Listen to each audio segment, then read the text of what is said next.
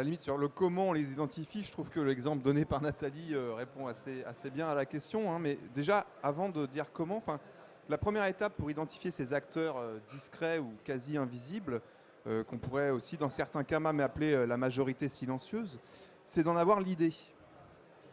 C'est de se dire, il faut peut-être aller les voir aussi, ces gens-là. Et ça, là-dessus, moi, je peux parfois être assez critique vis-à-vis de mes collègues, y compris dans le domaine des sciences sociales. Il y a une tradition, si vous voulez, dans les sciences sociales, qui est de se mettre au service des opprimés, des dominés. C'est la tradition de la sociologie critique, c'est une tradition qu'on trouve beaucoup dans la sociologie du travail, etc. C'est tout à fait louable. Mais ça finit par induire des réflexes qui sont parfois, qui suscitent des contresens. C'est-à-dire que moi, je lis régulièrement des papiers où on présente la politique de continuité écologique, ou plus largement la DCE, comme un épouvantable rouleau compresseur de la domination technocratique sur les territoires ruraux, et où on présente du coup les opposants comme étant des opprimés qui essayent d'exister et de défendre leur identité face à ce rouleau compresseur. Et je trouve que c'est aller un petit peu vite en besogne, parce que finalement, ceux qu'on présente comme les acteurs locaux, ce sont seulement les opposants, c'est-à-dire ceux qu'on entend. Or, quand on regarde réellement comment sont les rapports de force locaux et qui sont les opposants, on peut largement nuancer cette grille de lecture et s'apercevoir qu'en réalité, dans les territoires, il y a tout un tas de gens qui sont attachés aux rivières, y compris dans les territoires ruraux où il n'y a pas de néo-ruraux, où il n'y a pas de bobos qui sont venus s'installer, etc. Mais qui sont pourtant installés, et cela, personne ne leur donne la parole, ni même le chercheur en sciences sociales, parce qu'ils postulent qu'ils ne sont pas là.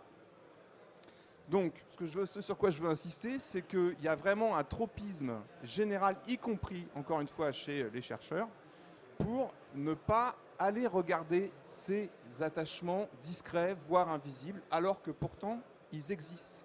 Ils existent, mais ils ont été activement passés sous silence, y compris par les personnes attachées elles-mêmes. C'est-à-dire que là, j'ai une histoire que je raconte très souvent, hein, c'est un animateur qui nous l'a raconté. Il a réalisé une opération de remise en eau d'une rivière, de restauration, donc hydromorphologique. Et bon, ils avaient eu une opportunité foncière pour le faire, donc ils n'avaient pas eu besoin de faire beaucoup de concertation. Et le jour de la mise en eau, il a quand même fait une cérémonie où il a invité tous les habitants du village, qui était un petit village rural. Et quand l'eau est arrivée, les gens l'ont entendu avant de la voir d'ailleurs, et il s'est rendu compte avec stupéfaction qu'il y avait beaucoup d'anciens, donc pas du tout des bobos, encore une fois, beaucoup d'anciens qui avaient toujours habité là, qui ont fondu en larmes. Et il était stupéfait. C'est-à-dire qu'il y avait un attachement à la rivière qui avait été complètement occulté par ces personnes elles-mêmes, parce que c'était le progrès, parce que c'était ça, il fallait accepter, c'était ça le progrès, la modernité, etc. Donc, ce que je veux dire par là, c'est que pour moi, une tâche essentielle des sciences sociales, c'est d'aller justement montrer que ces attachements existent et qui sont toujours là, en fait. J'aime bien l'expression latent. Alors après, il y a des méthodes pour cela. L'exemple donné tout à l'heure par Nathalie en était un, c'est-à-dire cette étude fine de la fréquentation sur le site. C'est quelque chose qui apprend énormément de choses. Et en plus, ça peut s'objectiver par des cartes, par des statistiques, etc. Et ça donne à voir, en particulier aux yeux des élus, le fait que ces attachements existent. Parce que, encore une fois, si ces attachements ne sont pas relayés, c'est parce qu'ils sont mal défendus, c'est parce qu'il y a peu d'intérêt économique derrière, souvent, mais c'est aussi tout simplement parce que les élus eux-mêmes n'ont pas conscience qu'ils existent. Et si à un moment donné, ils sont objectivés, ils sont même quantifiés, ils sont cartographiés, bref, on les rend tangibles, à ce moment-là, il y a une conscience chez les élus eux-mêmes, une conscience politique qu'il y a quelque chose ici, là, à défendre, qui relève d'ailleurs bien souvent dans des territoires qui sont en souffrance, de quelque chose qui pourrait ressembler à une fonction d'amortisseur social des cours d'eau. Hein. Nathalie disait tout à l'heure à l'ODEV, le cours d'eau, les gens qui le fréquentent, c'est aussi les gens qui n'ont pas de jardin. Voilà. Donc ça, c'est quelque chose de très important et qui est, pour moi, c'est un chantier majeur à investir et qui est très peu aujourd'hui pour l'instant. Oui, donc effectivement, j'ai répondu un petit peu à la question dans la présentation de l'ODEV, mais peut-être ça pose une autre question, c'est la question de la façon de mener l'étude. Et là, ça a été vraiment la situation dans l'exemple que j'ai présenté ce matin. C'est-à-dire qu'on n'avait pas du tout prévu d'aller interroger les gens au bord de la rivière. En tout cas, moi, je n'avais pas prévu dans mon cahier des charges. Et donc, il a bien fallu qu'à un moment donné, on accepte, et ça fait partie, je pense, du déroulement des études sociales, c'est d'accepter qu'à un moment donné du déroulement, on réalise qu'il faut aller peut-être chercher dans une direction qu'on n'avait pas forcément prévue au départ, et prévoir. Alors on a récupéré du temps ailleurs pour ça, hein, mais pour pouvoir faire cette étude, d'aller le long de la rivière, voir qui y est, pourquoi, combien de fois par jour, par semaine, etc. Donc il y a effectivement ce type de démarche. Après, ce qu'on observe beaucoup sur les projets de restauration de cours d'eau, c'est une association plus large des acteurs du tourisme, des acteurs de l'urbanisme aussi. C'était le cas là, à l'ODEV. L'élu à l'urbanisme, elle est venue à tous les comités de pilotage. Voilà, donc c'est toujours effectivement, comme le disait Jean-Baptiste, élargir et essayer de repérer au maximum en allant au bord de la rivière, mais aussi en ayant l'idée de ce que pourraient être les usages et des évolutions des usages à l'issue du projet de restauration, voir du coup qui on peut associer. Ça a un impact très fort sur les élus.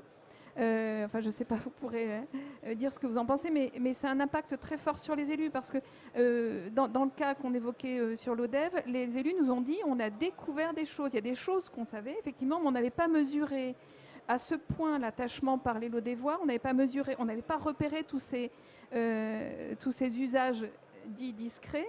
On en avait repéré quelques-uns, mais pas tous. Et il y a eu une phrase du directeur technique de la communauté de communes qui m'a dit « Nous, la rivière, on la regarde d'en haut ». Et là, effectivement, les sociologues sont allés la regarder au bord, quoi. Voilà. Mais c'est important, cette réappropriation, souvent. Alors, c'est pourtant pas du tout dans le contrat territorial du bassin versant de la Seiche, mais il y a eu une petite action en 2009, restauration sur le Télé, mais toute petite. Et en fin de compte, ensuite, il y a des gens qui ont demandé à ce qu'il y ait une réflexion sur un sentier dans une zone qui était difficile d'accès. Hein. Et donc, ce n'était pas porté par le syndicat, mais c'est des gens qui ont interpellé la commune. Bon, c'est la commune où je suis élu. Et en fin de compte, on a eu 60 personnes qui ont participé pendant 2 week-ends à un chantier pour débroussailler. Et la commune a porté ensuite une restauration de sentiers de randonnée, hein, en étant vigilant aussi à ce que le milieu soit préservé. Et, voilà, et maintenant, c'est le sentier qui est le plus utilisé, quoi. Voilà, alors que c'est un milieu qui était plus ou moins abandonné, puisque ces terrains avaient été acquis par Rennes Métropole pour une future zone d'activité qui n'a jamais eu lieu, tant mieux. Mais voilà, et les gens sont les anciens qui sont partis au départ. Ensuite, c'est le local jeune qui s'associe aux anciens. Et voilà, chacun est venu avec sa tronçonneuse, ses outils. Les services techniques, on en fournit d'autres. Et des fois, c'est des travaux collectifs comme ça qui permettent des fois de redécouvrir aussi la rivière. Hein, et bon, en plus, le Télé, ça va être une des masses d'eau prioritaires sur le futur contrat territorial qui démarre cette année. Donc, ça permettra d'avancer sur ces projets, quoi. Peut-être Caroline, comment ça parle par rapport aux travaux que tu as pu conduire qui se focalisaient justement sur les usagers Oui, alors moi qui suis en sciences sociales et puis qui ai travaillé sur les opposants.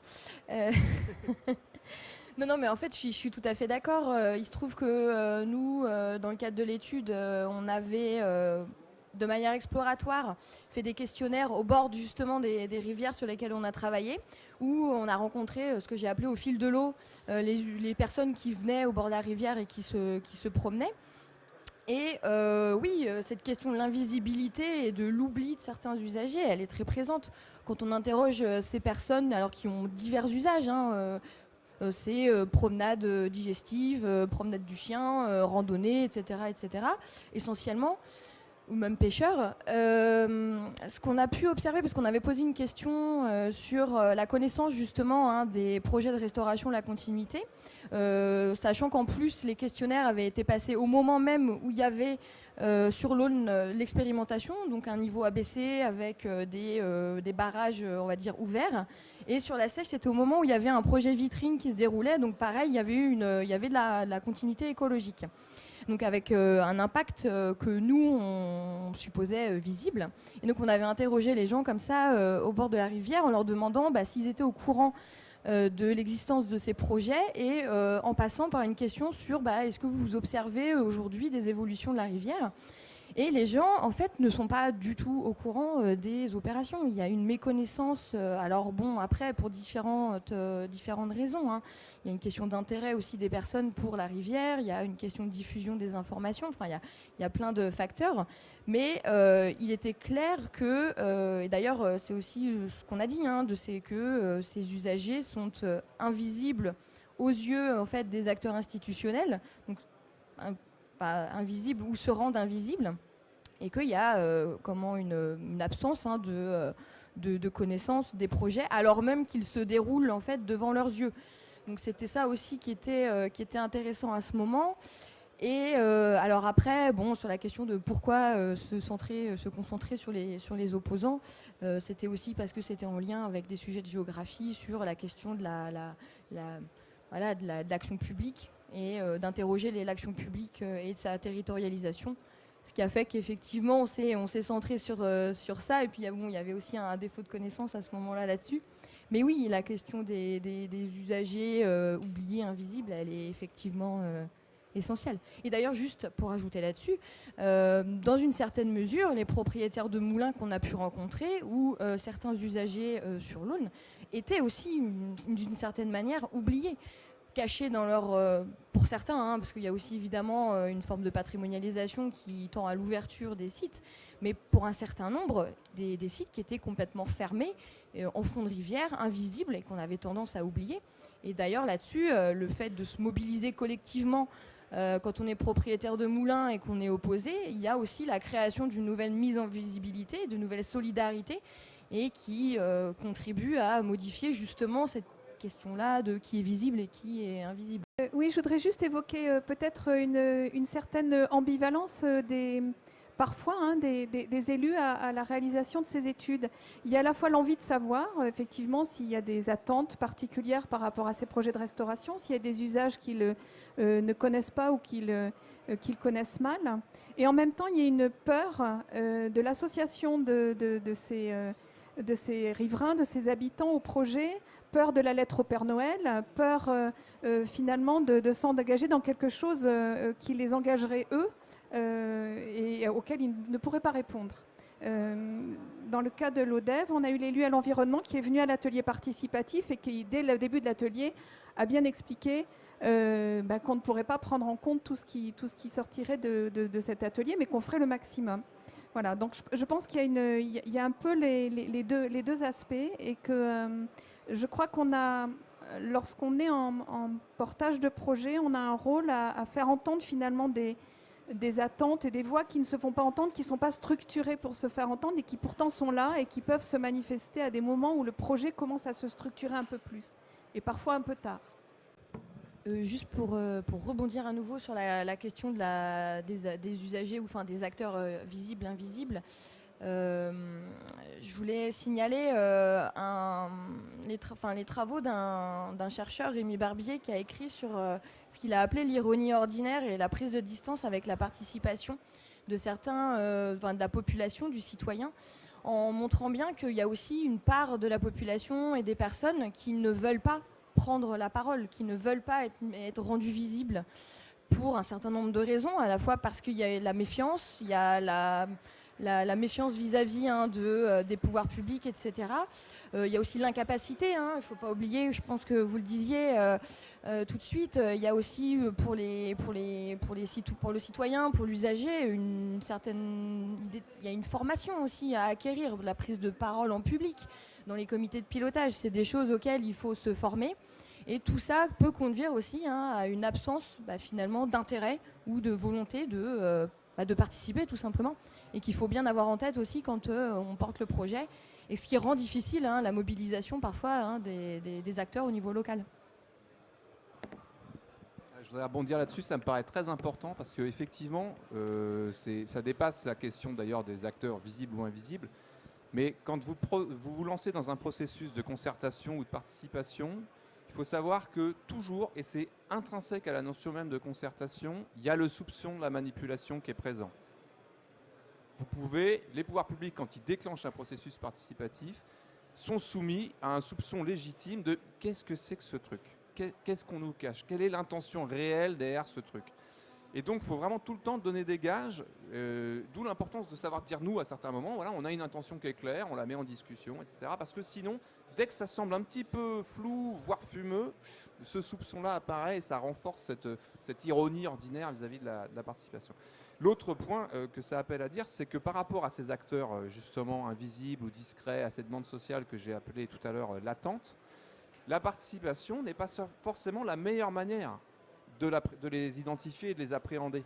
L'enquête, comme c'était l'exemple dans le cas de l'ODEV, est peut-être une manière plus efficace d'approcher, sans effaroucher, j'ai envie de dire, ce type de demande sociale qui n'est pas encore organisée, qui n'est pas encore assez consciente d'elle-même pour assumer une prise de parole publique. Je pense que l'enquête est bien meilleure, est une bien meilleure approche. Si je peux rajouter quelque chose, je pense que méthodologiquement, ça peut être une bonne chose de survaloriser les opposants et l'opposition. Et dans ce qu'on a dit ici, il y a plusieurs éléments qui me poussent à dire ça. Parce qu'au départ, par exemple, Xavier Laurent a dit que les études préalables, elles étaient imposées, elles étaient difficiles à faire passer, elles sont sans doute très techniques. On lui a répondu, je crois que c'est Michel qui a dit oui, mais il y a le cadre de la DIG qui s'impose aussi, donc il faut porter ça. Il y a peut-être des acteurs, mais on n'en a pas toujours l'idée, c'est ce que vous avez dit aussi. Donc malgré tout, si on force pas un peu le regard sur une opposition ou sur ces acteurs silencieux, on risque de passer à côté. Et puis ce qu'on est en train de dire aussi, c'est que finalement il y a une domination forte. Il y a des codes techniques, on va faire une étude préalable qui est très technique, il y a une déclaration d'intérêt général qui elle aussi est un cadre, tout à l'heure on parlait de cadre technocratique je crois, il y a peut-être un manque de connaissances ou d'habitudes disciplinaires qui font qu'on ne va pas avoir l'idée d'aller chercher d'autres acteurs. Et puis plus généralement, on parle de restauration hydromorphologique des cours d'eau, on parle de restaurer les continuités écologiques. Et en nous écoutant, je me dis pourquoi on ne ferait pas des projets oui, c'est ça, on veut renaturaliser les cours d'eau. Pourquoi on ne pourrait pas les resocialiser au contraire? Et pourquoi on ne ferait pas de la restauration écologique et sociale des cours d'eau? Ou peut-être écologique et territoriale, ou juste territoriale des cours d'eau, parce que ce sont peut-être juste, c'est pas uniquement des jeux de langage, c'est derrière des champs qui viennent s'imposer sur le projet lui-même. Moi, la restauration écologique, je n'y connais rien du tout, ni en tant que sociologue, ni en tant que citoyen. Par contre, la restauration territoriale d'un cours d'eau, ça peut m'impliquer en tant que sociologue et aussi peut-être en tant que riverain, en tant que citoyen. C'est pas mal, c'est une bonne idée ça, restauration territoriale des cours d'eau. Ce qui est important, moi, je pense qu'on le voit de plus en plus, il faut que on voit que les élus, en tout cas chez nous, ont besoin de, comment dire, il y a un besoin de réappropriation du cours d'eau. Souvent, on a des cours d'eau qui sont mis en bief, qui sont éloignés des riverains. Et on a des élus qui sont demandeurs d'avoir une remise en avant de ce cours d'eau, une remise à disposition de l'ensemble des riverains de ce cours d'eau. Donc souvent, voilà, on réalise, nous, on essaie d'avoir une enclave publique où les différents riverains vont pouvoir aller, tout à l'heure on prenait l'expression d'aller faire pisser le chien, d'aller se promener. Et donc c'est important qu'on puisse avoir ça pour les différents riverains. Et ça crée du coup une dynamique positive au projet et ça limite en fait l'effet, je pense, opposant, en créant vraiment quelque chose de positif auquel les gens se raccrochent derrière. Et ça, je pense que c'est important et surtout on a une demande. Donc finalement, pour qu'on ait un lieu qui soit agréable pour les habitants, il faut qu'on fasse cette restauration morphologique, puisque si on fait la restauration morphologique, on a des petites bêtes, on a de la verdure, etc. Et ce cadre de vie, voilà, c'est celui-là qui est recherché par la population. C'est pas qu'il y ait une restauration morphologique, c'est un cadre de vie qui soit agréable et finalement on sait que ça passe par la restauration morphologique. Donc je suis assez d'accord sur le changement de nom. On doit peut-être arrêter de parler de restauration morphologique de cours d'eau, mais on doit peut-être parler plutôt d'amélioration de cadre de vie. Il y avait un élu qui me disait l'exemple en me disant aujourd'hui les jardins sont de plus en plus petits, les gens n'ont pas la place pour faire jouer leurs gamins, finalement en se réappropriant des lieux naturels dans lesquels les gamins pourront aller jouer, voilà, on va recréer du lien social et la restauration de la morphologie peut complètement s'intégrer dans ce type de projet. Alors là, on bascule vraiment dans un format de table ronde parce qu'il y a des points qui nous réunissent et sur lesquels on est d'accord, et il y en a d'autres où on a des vrais sujets de controverse entre nous. Moi, je partage complètement l'idée. Enfin, en gros, dire que c'est de la restauration territoriale de cours d'eau, enfin, j'ai envie de dire, c'est mon fonds de commerce, quoi, quand je travaille avec les structures porteuses de ce type de projet ou avec les agences de l'eau. Et d'ailleurs, en tant que sociologue, enfin, on sait très bien que cette opposition nature-culture ou nature-société, elle est en train d'être complètement dépassée, notamment en sociologie de l'environnement. Enfin là, il y a tout un tas de travaux fondamentaux qui montrent que c'est une opposition qu'on est en train de complètement transcender, en fait, dans la pratique. Et donc, quand on restaure un cours d'eau, évidemment, on le renaturalise, on le renature, merci, et en même temps, on le resociabilise. Et c'est la même chose en réalité, parce qu'on s'aperçoit qu'il y a des fonctions écologiques qui, justement, remplissent des fonctions sociales et que les deux sont entremêlés. Là où on est moins d'accord, je pense, c'est dans votre parti pris de dire c'est intéressant de survaloriser les oppositions. Parce que là, moi, justement, pour le coup, j'ai l'impression que c'est quelque chose que l'on fait pas forcément en le faisant exprès. Je ne suis pas sûr que ce soit un choix méthodologique assumé de survaloriser les opposants. Et par contre, on le fait en pensant que si on ne le faisait pas, on ne les verrait pas. Et c'est là-dessus que je suis absolument pas d'accord. C'est-à-dire que justement, pour moi, ce sur quoi on parle aujourd'hui, c'est-à-dire la restauration des cours d'eau, les opposants n'ont pas besoin d'un chercheur en sciences sociales pour se structurer et se rendre visibles. Ils le font très très bien. Tout simplement, si on reprend les grilles de la sociologie critique, parce que eux, ils disposent d'un capital économique ou culturel ou social qui leur permet de le faire. Et la forme associative qui était évoquée tout à l'heure par Caroline le souligne très bien. C'est-à-dire que ces gens, ils savent s'organiser. Ce n'est pas des acteurs invisibles. Et bien souvent, il faut dire les choses par leur nom, ce sont des gens qui tiennent le foncier, qui tiennent le bâti, qui sont les riverains en titre, et donc qui sont des notables. Et les acteurs qui vont se promener au bord de la rivière à l'Odève parce qu'ils n'ont pas de jardin, ce n'est pas les mêmes. Ce n'est pas des notables et ils n'ont pas de propriété au bord du cours d'eau, ceux-là. Et ceux-là, ils ont besoin qu'on les aide à être visibles, beaucoup plus. Vous voulez répondre, je réponds alors juste brièvement pour dire que oui, je pense que peut-être que si j'exagère mon propos, c'est pour qu'il soit écouté par les non-sociologues. Après, au sein de la sociologie, peut-être qu'on n'a évidemment pas intérêt à survaloriser personne, sinon c'est plus une bonne méthodologie. Mais les survaloriser pour que les experts dans d'autres disciplines viennent à s'intéresser aux dimensions, à celles qui ont été présentées ce matin, par exemple, qui touchent plus à l'opinion, à l'esthétique, à des choses comme ça. Je pense que tout le monde l'a fait un jour sur son territoire, c'est de donner aussi un nom aux cours d'eau, fossés qui sont peut-être pas des cours d'eau, etc. Ça permet une réelle appropriation, on va dire collective, hein, de la notion de cours d'eau et donc derrière de potentiellement ce qu'on pourrait vouloir dans un cours d'eau. Alors justement par rapport à ça, le travail qui a été mené par l'équipe là, dans le cadre de Morpheus, alors d'une part, nous, ça nous a permis de voir aussi que malgré nos oreilles qui étaient à l'écoute de tous les acteurs, tout le monde ne voyait pas l'opération qu'on portait avec les mêmes objectifs. Ça aussi, c'est extrêmement important parce que même si au final l'opération va se faire, après il y a aussi le futur de l'opération, comment on va l'entretenir, comment on va le gérer, etc. Et comme on n'a pas les mêmes objectifs, certains n'auront pas la même vision de l'entretien, de la gestion du cours d'eau ou de la restauration du cours d'eau dans le futur. Ce qui peut amener ensuite des conflits qu'on n'avait pas eu dans la mise en œuvre ou dans l'approche, mais qui viendront un peu plus tard. Après, je pense que tout le monde a bien entendu quand on parle de table ronde, c'est qu'en fait, il n'y a rien de tout blanc, tout noir. En fait, c'est toutes ces procédures, tout notre travail. Il y a des moments, il y a des choses sur lesquelles il faut qu'on s'appuie. Une DG, c'est hyper important, effectivement, il n'y a pas de souci. Mais c'est vrai qu'elle a derrière des choses qui sont un petit peu négatives ou qui ne sont pas très positives sur le long terme.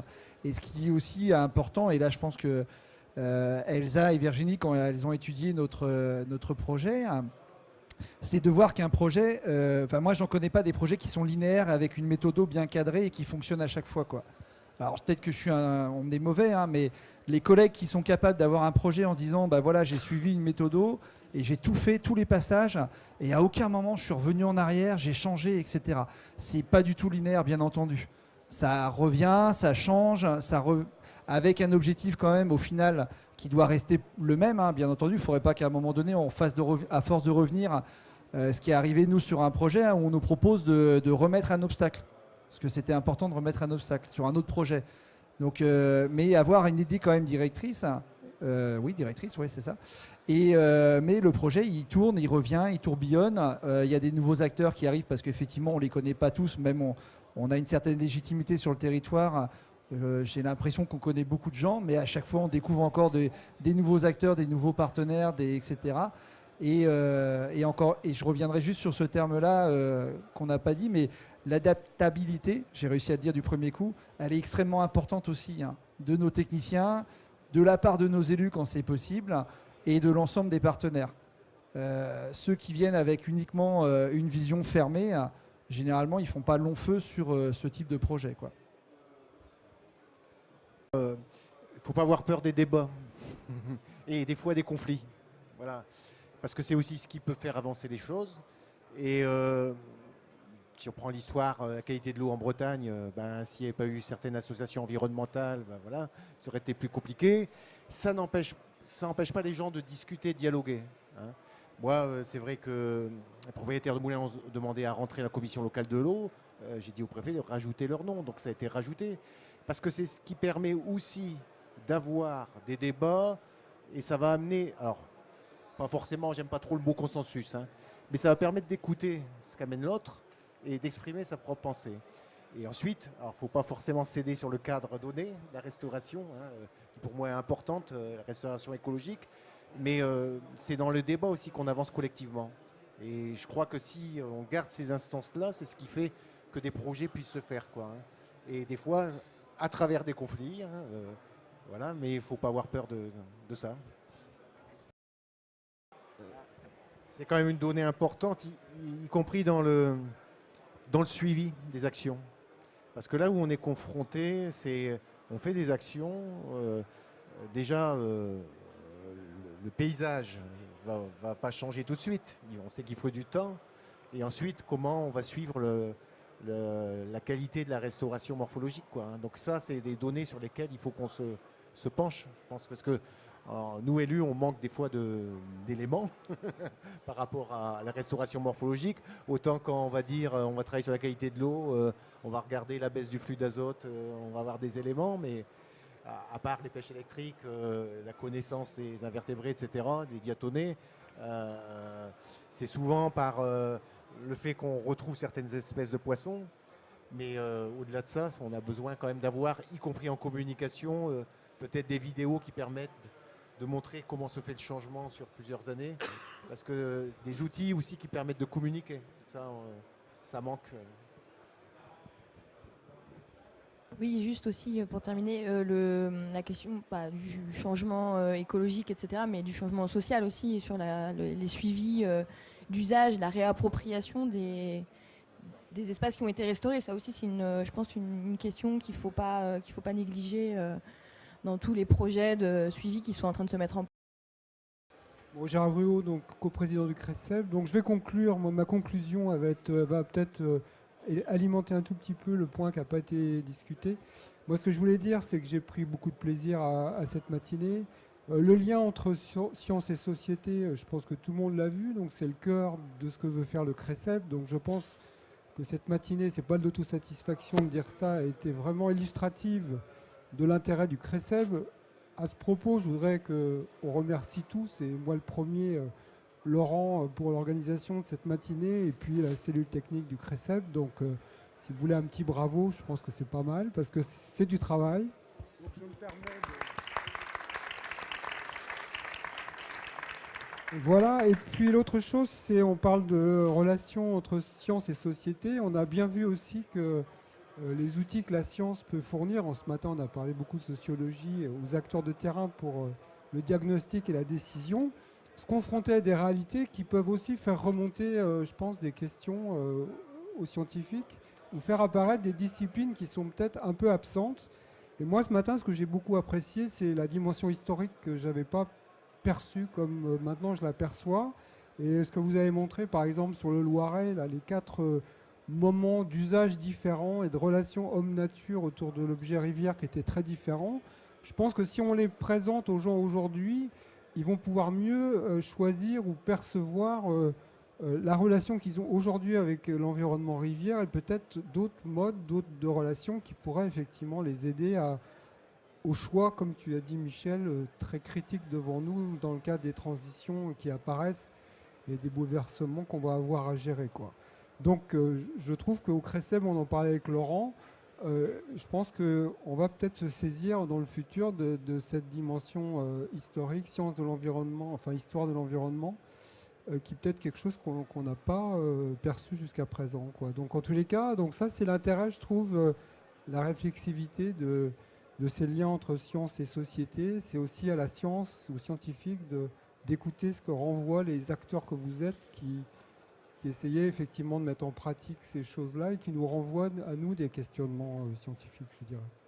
Voilà, donc je vous remercie tous et un grand merci aux intervenants. Mais j'ai trouvé que la complémentarité des interventions était vraiment remarquable, hein, entre la construction des savoirs, leur transcription en outils d'aide à la décision et puis en confrontation après au terrain, c'est extra. Et puis je voudrais remercier le public qui a réchauffé la salle parce qu'il faisait un peu frais au début. Donc c'était très bien. Et puis je vous souhaite tous et à toutes un bon appétit. Et puis à l'année prochaine pour un autre séminaire Sciences et Société. Voilà, merci.